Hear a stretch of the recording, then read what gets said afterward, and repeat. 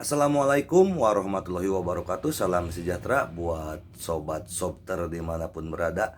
Semoga kita semua dalam keadaan sehat jasmani dan rohani, tidak kekurangan satu apapun. Amin ya robbal alamin. Bab 31-32 Penegakan Hukum Penangkapan Ikan. Ye Guan tampak bingung, belum pernah mendengar kata ini sebelumnya.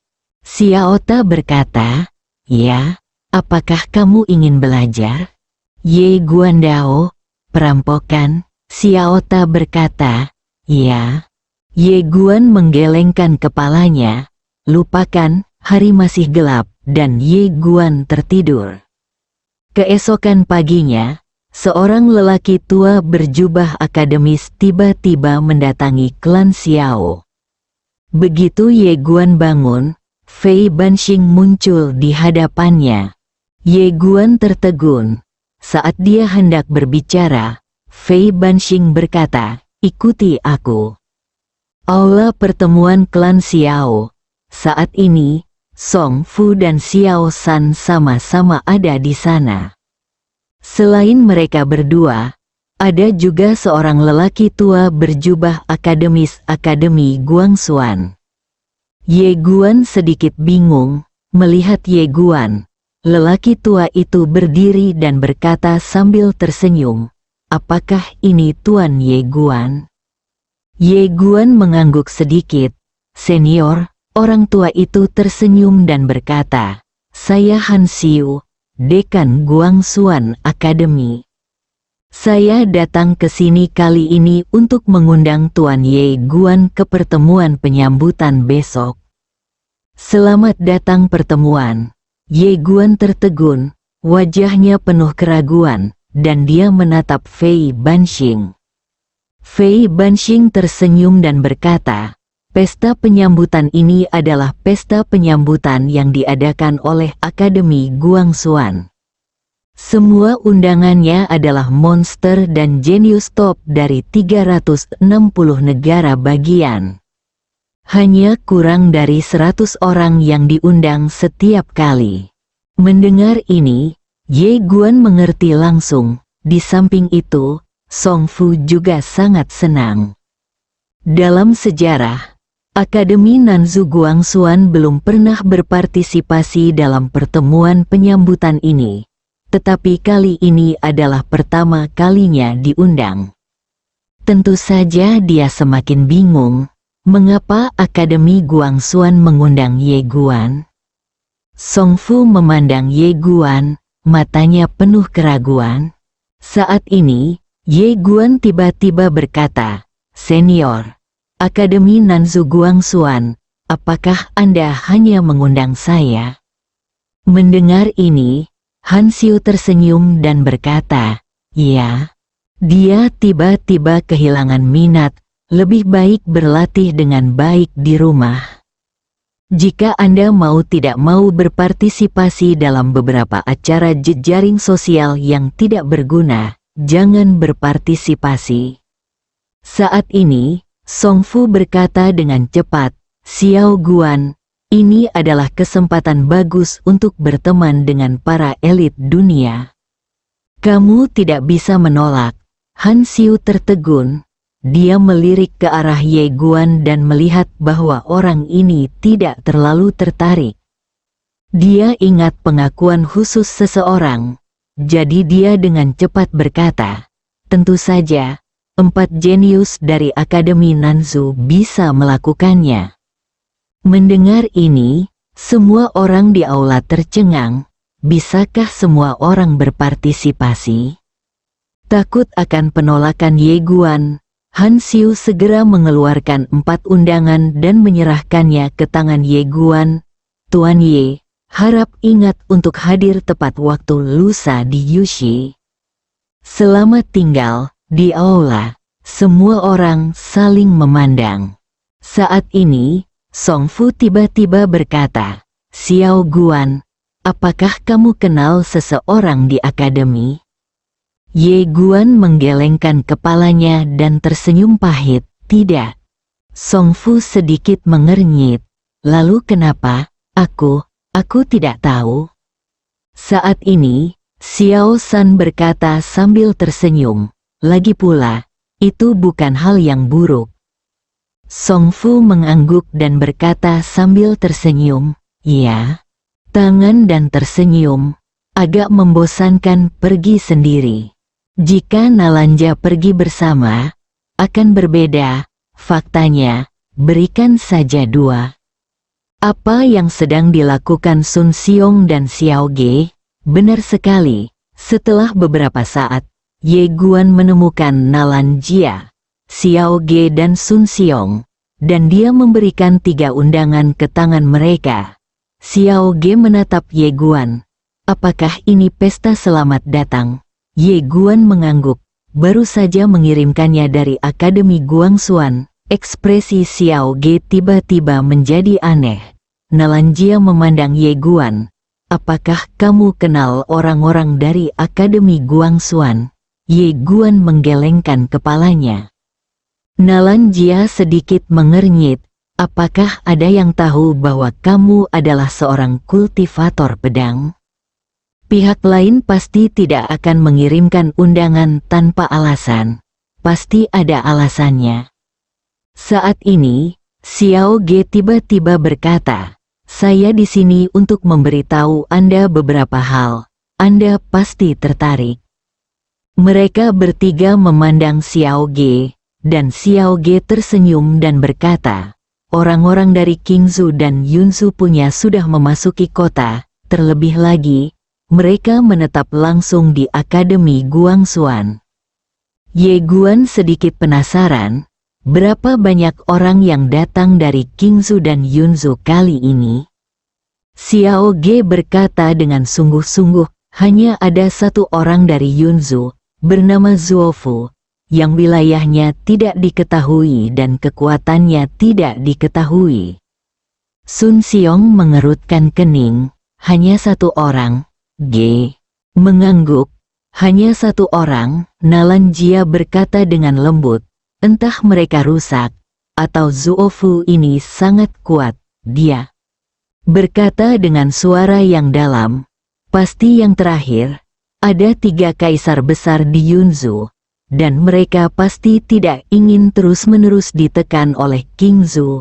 Zuofu ini jelas merupakan monster di antara monster. Mengangguk sedikit, lalu berkata, berapa banyak orang di sini di Qingzu? Xiao Ge berkata dengan suara yang dalam, 3 orang, 2 pria dan 1 wanita. Saya hanya tahu nama 1 pria dan wanita. Salah satu dari mereka laki-laki bernama Aohan, dan perempuan bernama Mu Yunhan. Guandao, di mana kekuatannya? Xiao Ge memandang Ye Guan, kekuatannya tidak diketahui. Ye Guan sedikit mengernyit. Xiao Ge berkata dengan suara yang dalam, sejauh yang saya tahu, setiap tahun Qingzu datang ke dunia atas untuk mengambil bagian dalam ujian seni bela diri untuk 3 tempat, dan persaingannya sangat buruk. Hanya mendapat 3 tempat, Xiao Ge mengangguk. 10 besar hanya dapat mendapat 3 tempat. Jika tidak, negara bagian lain akan kacau. Karena itu, persaingan untuk setiap tes seni bela diri di 10 negara bagian teratas sangat besar terutama di Qingzu. Kesulitan memenangkan 3 tempat ini hanya bisa digambarkan sebagai neraka. Ye Guan berkata dengan lembut. Apakah masih ada 1 orang yang tidak dapat ditemukan? Xiao Ge menggelengkan kepalanya. Pihak lain bisa. Tidak ditemukan, itu terlalu misterius. Aku khawatir itu hanya akan muncul ketika tes seni bela diri dimulai. Nalanja tiba-tiba berkata, Yunzu memiliki 3 tempat, tetapi mereka hanya mengirim 1 orang. Xiao Ge mengangguk. Memang, itu tidak normal. Tapi menurutku Yunzu pasti merencanakan langkah besar kali ini. Bagaimanapun, mereka telah ditekan oleh Qingzu selama ratusan tahun. Namun, Pasti tidak mudah bagi mereka untuk memenangkan tempat pertama. Semuanya nomor 1. Para jenius generasi ini pasti tidak akan membiarkan orang lain mengambil plakat nomor 1 di dunia dari mereka. Ye Guan sedikit penasaran, plakat nomor 1 di dunia? Xiao Ge berkata sambil tersenyum, ya, selama Anda memenangkan tempat pertama, selain berbagai hadiah, Anda juga akan mendapatkan plakat ini. Jika Anda membawa plakat ini kembali ke Nanzu, saya beritahu Anda, seluruh Nanzu akan memperlakukan Anda seperti dewa. Setidaknya 100 tahun ke depan, generasi muda akan menjadikanmu sebagai contoh. Ye Guan terdiam dan mengepalkan tangan kanannya. Xiao Ge menambahkan, sebenarnya, ujian seni bela diri ini adalah pertarungan kehormatan. Qingzu menjaga kehormatan, sementara negara bagian lain bersaing untuk mendapatkan kehormatan. Bagaimanapun, para dewa bertarung. Sun Xiong tiba-tiba bertanya, di mana para jenius dari negara bagian lain? Xiao Ge berkata, dalam setiap tes seni bela diri, akan ada beberapa kuda hitam. Tetapi, tanpa kecuali, setiap sesi adalah kompetisi antara Qingzu dan Yunzu. Dia menggelengkan kepalanya dan tersenyum. Saya harus mengatakan, ini Qingzu begitu kuat hingga hampir membuat orang putus asa, layak menjadi tempat kelahiran master pedang manusia. Mendengar ini, semua orang yang hadir merasa kagum. Alam semesta sekarang bisa begitu damai karena ahli pedang manusia. Xiao Ge tiba-tiba tertawa dan berkata, aku tidak menyangka kita juga bisa mendapat undangan. Jika kita pergi ke pesta penyambutan kali ini, kita mungkin bisa bertemu monster jenius dari Qingzu dan Yunzu. Benar sekali. Setelah mengatakan ini, dia terkekeh dan berkata, ada satu hal lagi. Mereka bertiga memandang Xiao Ge, yang tersenyum dan berkata, yang baru saja kita bicarakan adalah monster jenius di Qingzu dan Yunzu. Maka kamu tahu ini atas realem Guangxuan, seorang jenius dan monster di akademi. Ketiganya menggelengkan kepala. Xiao Ge tersenyum dan berkata, Ketua murid Akademi Guangxuan Alam Atas saat ini adalah seorang wanita bernama Luo Zhaoqi. Dia bukan hanya ketua murid Akademi Guangxuan Alam Atas, dia juga dikenal sebagai wanita tercantik di alam atas, alam. Wanita paling cantik, Ye Guan hanya bisa melirik ke arah Nalanjia, yang menatapnya dan tersenyum. Apa yang kamu ingin aku lakukan? Ye Guan tersenyum dan tidak berkata apa-apa. Melihat senyum konyol Ye Guan, Nalanjia tiba-tiba menatap Xiao Ge. Apakah Luo Zhaoqi juga akan menghadiri pesta penyambutan besok? Xiao Ge berkata sambil tersenyum, tentu saja dia akan hadir, karena dia adalah pesta penyambutan.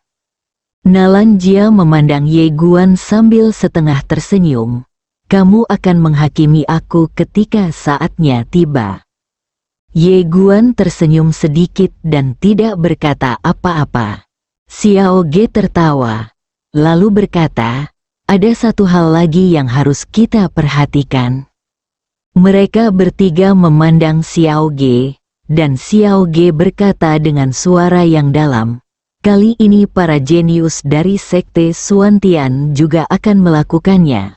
Berpartisipasi dalam tes seni bela diri ini, dan ada 4 dari mereka yang berpartisipasi, dan pemimpinnya adalah Luke, monster dari Sekte Xuantian.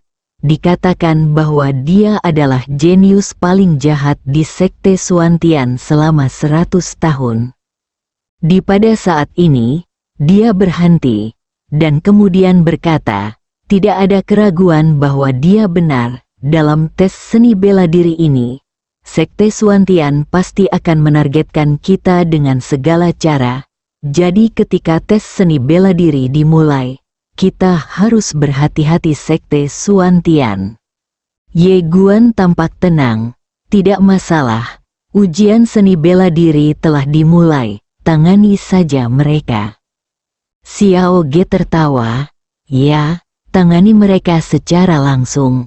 Setelah mengatakan itu, dia berdiri. Kalian ngobrol, aku akan berlatih. Setelah itu, dia berbalik dan pergi. Sun Xiong berkata dengan cepat, tunggu aku akan berlatih juga. Pada saat ini, Nalanjia memandang Ye Guan, apakah kamu sudah mencapai alam dewa? Ye Guan mengangguk, ya. Nalanjia tersenyum sedikit, kurang dari 2 bulan sampai ujian seni bela diri, cobalah mencari jalan untuk mencapainya. Alam kontrol langit. Ye Guan mengangguk, ada banyak jenius jahat kali ini, dan dia tentu saja tidak berani meremehkan orang lain.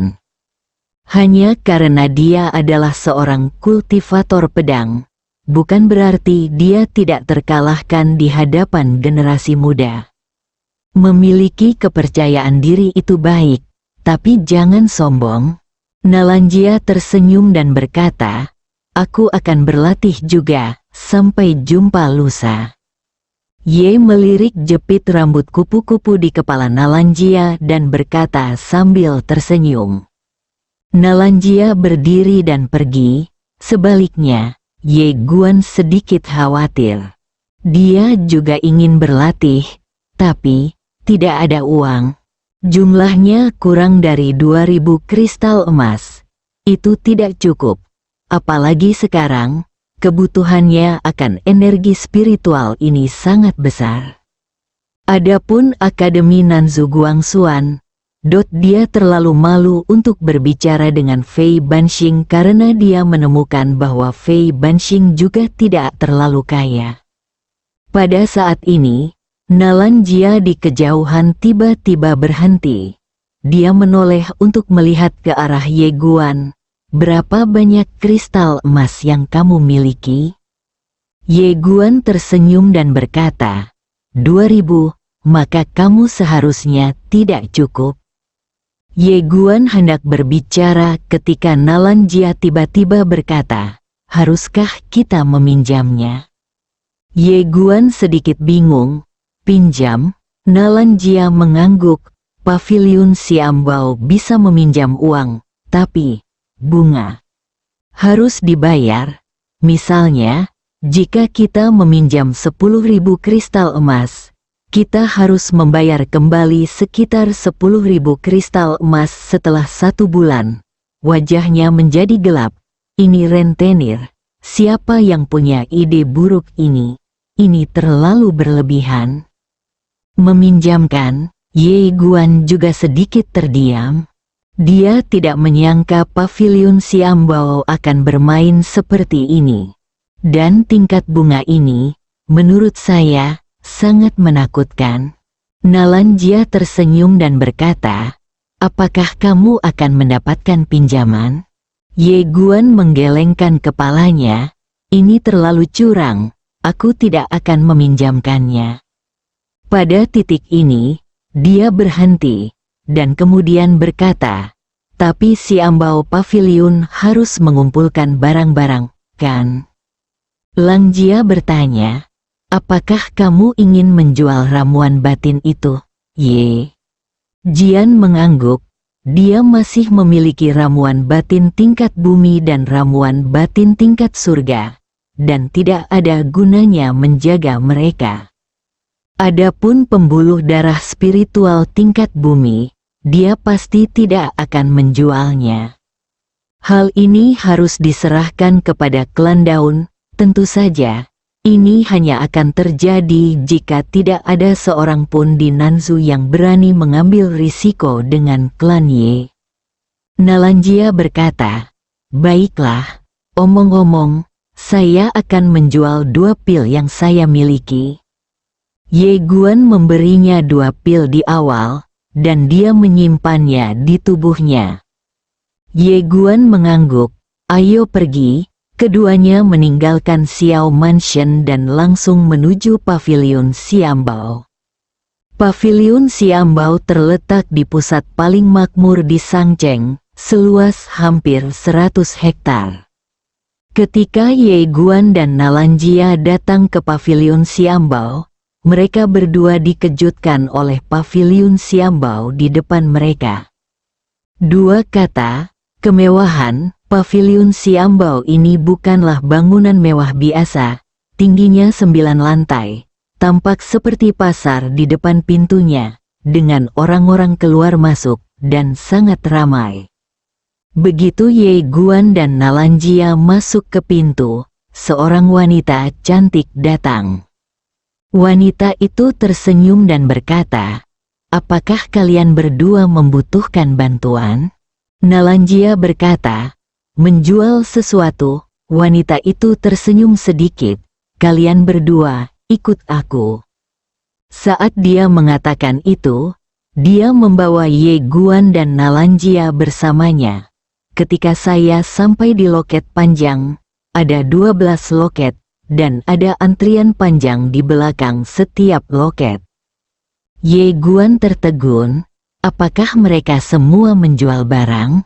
Wanita itu tersenyum dan berkata, "Ya." Ye Guan ragu-ragu sejenak, lalu mengeluarkan ramuan dalam tingkat surga. "Lihat ini." Tangan Ye Guan, mata wanita itu tiba-tiba berbinar saat dia berkata, "Dimengerti, ikutlah denganku, kalian berdua." Setelah mengatakan itu, dia membawa Ye Guan dan Nalanjia ke kamar pribadi dan duduk di kamar pribadi lelaki tua yang berdiri di sana, yang dengan hati-hati melihat timbangan di depannya.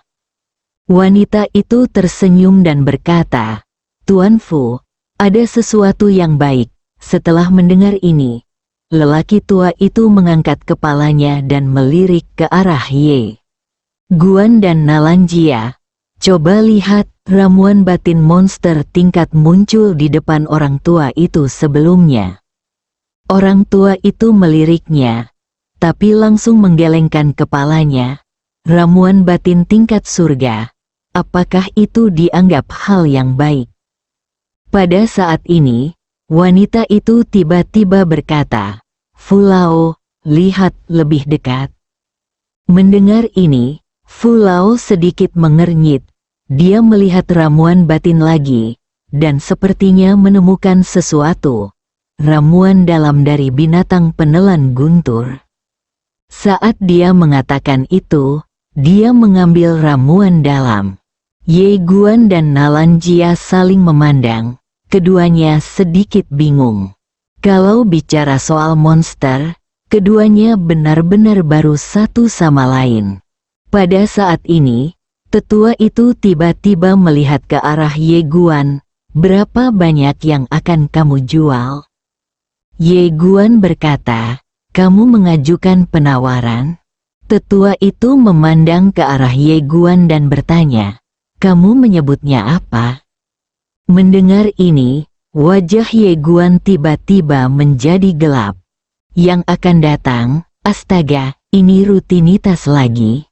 Tak perlu dikatakan lagi, jika dia dan Nalanjia berasal dari kekuatan kecil dan tidak dikenal, lelaki tua ini pasti akan menetapkan harga tanpa hati nurani.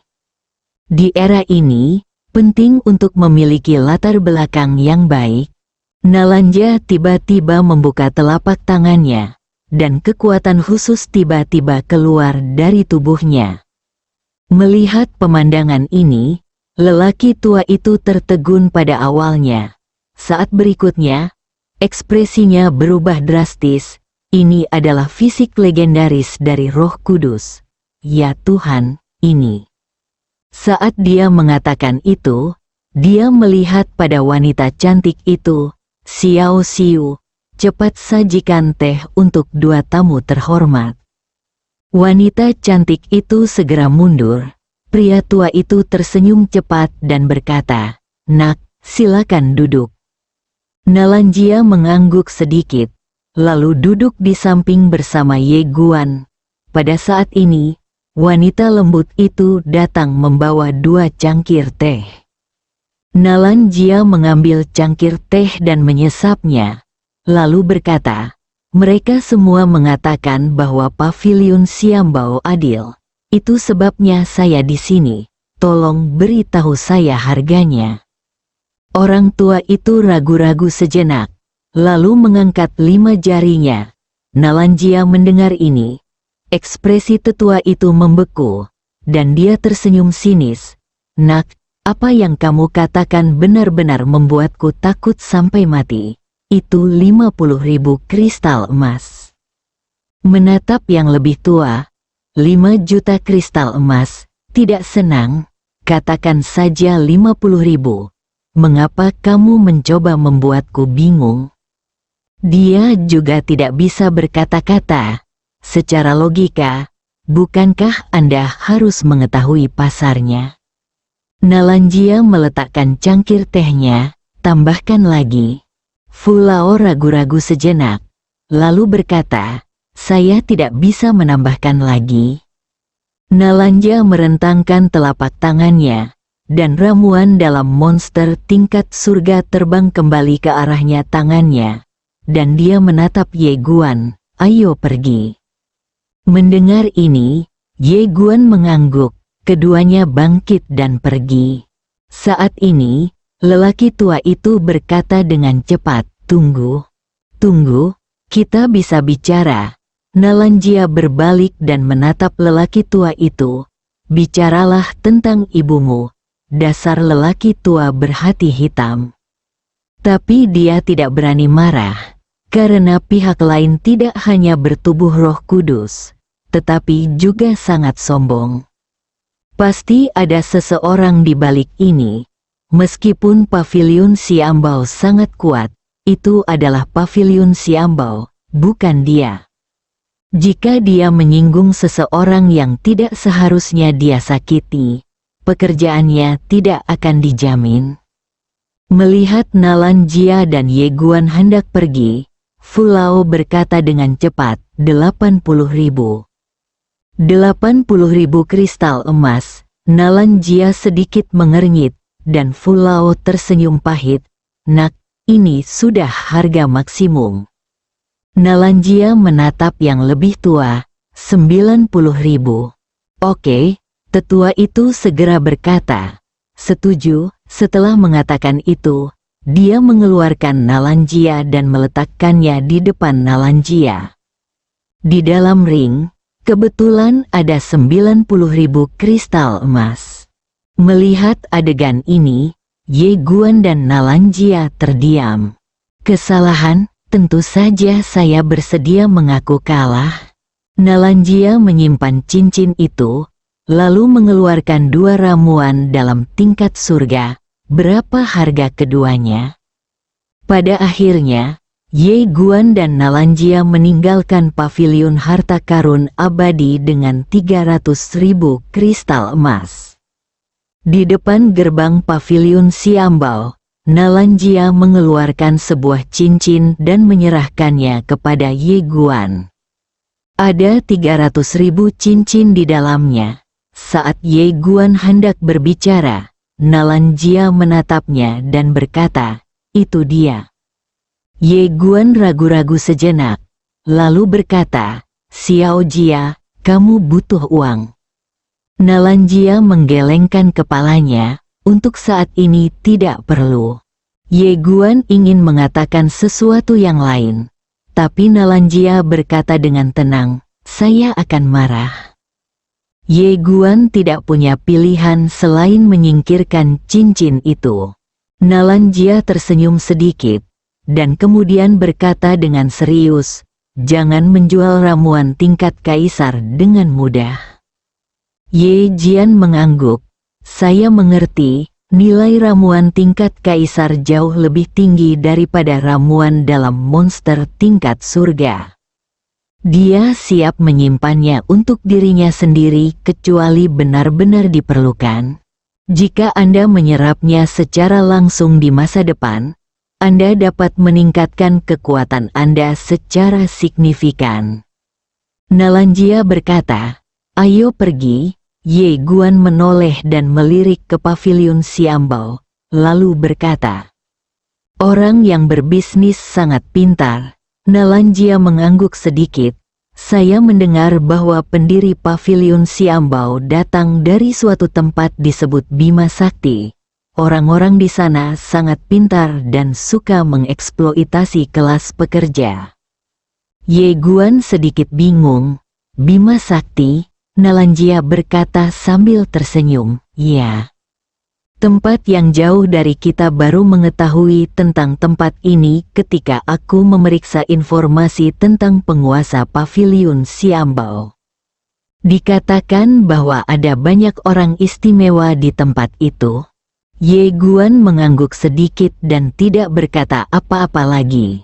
Setelah keduanya kembali ke Xiao Mansion, mereka berpisah dan kembali ke kamar masing-masing untuk berlatih. Melihat 300.000 kristal emas di depannya, Ye Guan menghela nafas dengan suara rendah. Sangat miskin. Pada saat ini, Xiao Ta tiba-tiba berkata, "Apakah kamu ingin berlari ke alam kontrol langit?" Ye Guan mengangguk. "Ya, aku punya waktu kurang dari 2 bulan untuk mencapai alam kontrol langit." Xiao Ta berkata, "Master ilmu pedangmu saat ini sangat cepat. Apakah kamu tahu bagaimana menjadi lebih cepat?" Ye Guan dengan cepat berkata, "Tolong beri saya beberapa nasihat." Xiao Ta berkata, "Setelah mencapai alam kendali langit, orang dapat menguasai kekuatan waktu dan ruang di area kecil. Pedang juga bisa digunakan." Ye Guan tercengang. Xiao Ta berkata, "Pedang dapat melintasi ruang dan waktu, dan saya memiliki teknik mengayunkan pedang yang menargetkan ruang dan waktu. Namanya, pembunuhan instan dengan satu pedang. Dalam jarak tertentu, pedang dapat melintasi ruang dan waktu, dan bisa membunuh lawan seketika dengan satu pedang." Ye Guan bertanya dengan cepat, "Kelas berapa?" Xiao Ta berkata, "Mengapa kamu peduli dengan nilai?" Ye Guan tertegun. Xiao Ta berkata, "Jika kamu berlatih secara ekstrim, bahkan pedang biasa pun dapat menghancurkan dunia." Setelah Ye Guan terdiam beberapa saat, dia berkata, "Saya terobsesi dengan itu." Xiao Ta berkata, "Setelah kamu mencapai langit kendali alam, kamu bisa berlatih pedang pembunuh instan ini. Adapun seberapa jauh kamu bisa melatih pedang ini, itu sepenuhnya tergantung pada kamu." Ye Guan mengangguk sedikit. "Oke." Xiao Ta melanjutkan, "Kuncinya adalah mengendalikan udara. Dalam hal memahami ruang dan waktu, apa yang disebut alam pengontrol langit yang pernah Anda temui sebelumnya sangatlah encer. Mereka hanya menguasai sedikit ruang dan waktu, dan mereka menyebutnya menguasai ruang waktu sebuah lelucon. Jika Anda mencapai alam yang mengendalikan langit, ingatlah, Anda harus mempelajari alam ini secara menyeluruh dan kemudian pergi ke alam berikutnya." Ye Guan mengangguk. "Saya mengerti." Xiao Ta berkata, "Saya kebetulan punya artikel tentang itu. Metode penanaman waktu dan ruang, yang semuanya berasal dari beberapa pendahulu. Anda dapat melihat pemahaman tentang ruang dan waktu." Ye Guan berkata dengan cepat, Oke. Setelah suara itu jatuh, aliran informasi tiba-tiba mengalir ke dalam pikirannya. Setelah beberapa saat, ekspresi Ye Guan menjadi serius. Dia duduk bersila dan mulai memahami waktu dan ruang di sekitarnya. Ruang dan waktu, sederhananya, ini adalah waktu ditambah ruang. Keduanya adalah satu namun terpisah. Waktu sangat misterius dan tidak dapat dipahami oleh Ye Guan sekarang. Oleh karena itu, Xiao Ta hanya memberinya ruang. Sederhananya, ruang adalah bentuk objektif dari keberadaan material. Namun, jika Anda mulai berhubungan dengannya, Anda akan menemukan bahwa itu jauh lebih sederhana. Lambat laun, Ye Guan menjadi terpesona. Dia tidak pernah mengira bahwa ruang angkasa bisa begitu dalam. Metode budidaya ruang yang diberikan oleh Xiao Ta kepadanya mencatat secara detail bagaimana merasakan ruang dan waktu, kemudian berintegrasi ke dalam ruang dan waktu, dan akhirnya menguasai ruang dan waktu sepenuhnya. Setelah waktu yang tidak diketahui, Ye Guan mulai perlahan mengangkat tangan kanannya, dan pada saat ini, waktu dan ruang di depannya mulai terdistorsi dengan tangan kanannya. Setelah beberapa saat, Ye Guan mengulurkan tangan kanannya ke depan. Dalam sekejap, tangannya muncul beberapa kaki jauhnya. Melihat adegan ini, Ye Guan langsung gembira. Ternyata menguasai ruang dan waktu itu mudah sekali. Kemudian, dia mulai mengayunkan pedangnya secara langsung. Segera, pemandangan aneh muncul di ruangan itu. Pedang berjalannya muncul di sisi kiri dan di sisi kanan. Melihat adegan ini, Ye Guan menjadi semakin bersemangat. Pedang menjelajah ruang dan waktu di menara kecil. Menara kecil berkata dengan suara yang dalam, "Bakat orang ini keterlaluan. Bakat siapa yang dia warisi? Jika itu adalah bakat tuan kecil, seharusnya tidak." Xiao De Tuhan tidak begitu memberontak, tetapi nyonya kecil, kecuali membuat bom setiap hari, hampir tidak berlatih. Suara misterius itu tiba-tiba berkata, "Dia tidak berlatih, tetapi dia menciptakan banyak alam di alam semesta ini. Aku tidak suka berlatih, bukan berarti bakatnya tidak bagus." Xiao Ta terdiam. Saya hampir lupa tentang ini. Saat ini, Ye Guan tiba-tiba menemukan pena dan kertas dan mulai menulis dengan cepat. Xiao Ta bingung. "Mengapa kamu menuliskan metode penanaman ruang dan waktu yang kuberikan padamu?" Ye Guan tersenyum dan berkata, "Aku harus berbagi hal yang baik dengan Xiao Jia." Xiao Ta ragu-ragu sejenak, lalu berkata, "Ini sangat berharga." Ye Guan menyeringai, "Ini istriku, dan milikku adalah miliknya." "Tuan Ta, kamu tidak punya istri, kan?" Bersambung.